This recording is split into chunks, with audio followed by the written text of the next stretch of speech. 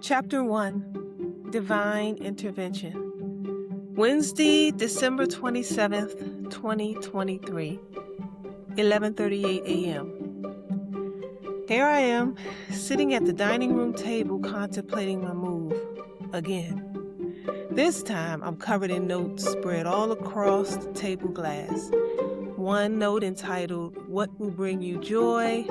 Another reads, "Dream Steps 2024. This has always been the easy part, jotting down the notes. The toughest part is to actually move the ideas from paper to fruition. Yet, I know it has to be accomplished. If I ever want this nagging yearning to cease inside of me, I must accomplish what the spirit realm desires for me to do. I pick up the phone and dial my friend, who happens to also be my realtor. She answered in her cheerful way, as if anticipating this call all along. The moment I hear her voice, I begin to cry. The emotions well up in me uncontrollably, and I can't even get a single word out. Lucky for me, she knows me well and understands my internal anguish. Kay patiently waits for me to gain a bit of control over my emotions before consoling me, yet again, reassuring me that things will be just fine. We've had this conversation on numerous occasions before. She understands, like a consoling nurse would her patient, that this too shall pass eventually.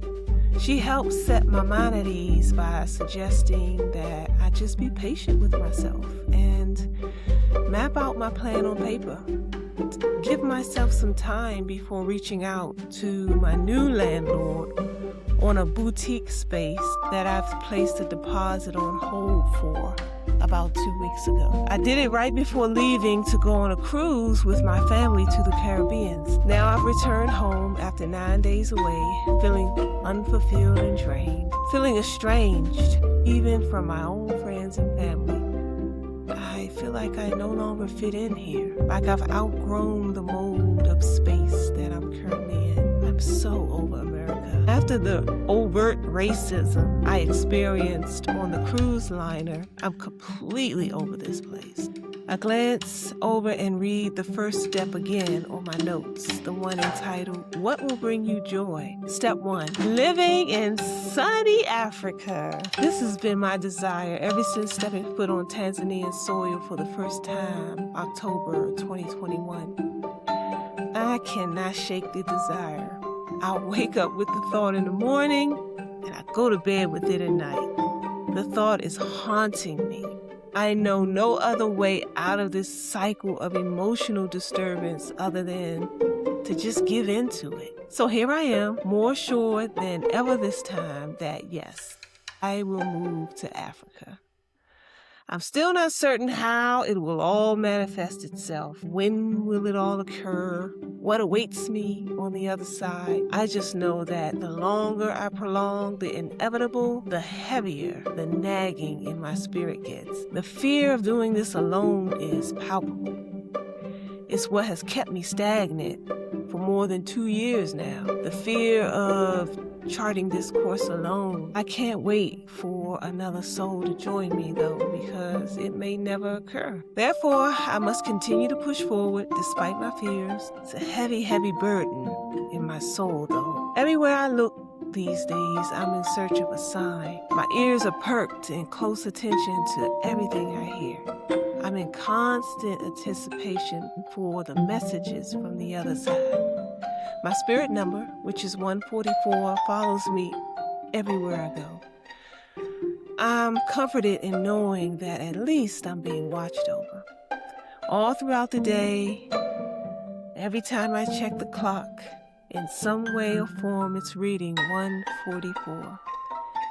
The page in my book I turn to, I look, it's 144. I look on my social media pages, the likes or the comments, the shares, they read 144. Yeah, I'm assured that I'm definitely being looked over. But even this does not alleviate the constant throb of anxiety that lays just beneath the surface of my heart valve. I really wanted to stop, and there's no other way I know to stop it than to leave this place. Memories of being in Tanzania flash through my mind.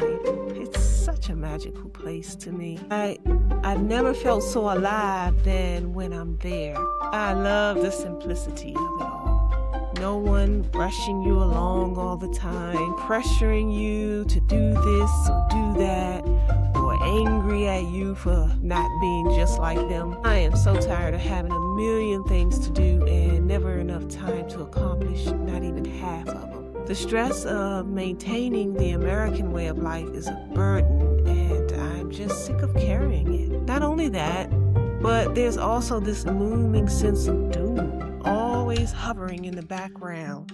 America is just not what it used to be. The atmosphere is changing rapidly. The moral compass is rapidly heading south. There is a deliberate attempt to destroy the fabric of this society from the inside out, and it's happening. Everyone feels it, but only a few, I find, understand the nuts and bolts of it all. Being in the midst of so much ignorance is a danger in and of itself. It's long since time ago, and I know it. But yet and still, this does not change the fear of actually taking the steps to move in this direction. I also think of my 2 daughters and feel my heartstrings begin to pull. My 29-year-old daughter, Nija, and my 6-year-old granddaughter, Sonora. I try not to worry about them, leaning instead on the good graces of my daughter's words. She's assured me on more than one occasion that she would come and join me in Africa. But you gotta get there first, Ma, is her response whenever I bring it up. I'm really tired of talking myself out of this move. My heart is weak from the constant, unwavering yearning to be free amidst the never-ending weight of responsibility it takes to actually get free. I feel much better after speaking with Kay. She helped me map out a short-term plan which helps a monkey mind like my own gain some peace. After writing out my goals on paper for the umpteenth time, I decide to reach out to the shop owner and withdraw my deposit for the boutique space that was being held for me during my week-long cruise. Making this decision grants me some peace of mind, actually. I've been grappling with this idea for 2 years, and quite frankly, tired of grappling. It's time to make a move. I called Tammy, the shop owner, to let her know of my recent plans to end our business relationship that never even got started. Of course, she wasn't thrilled. We tussled a bit back and forth over the deposit before finally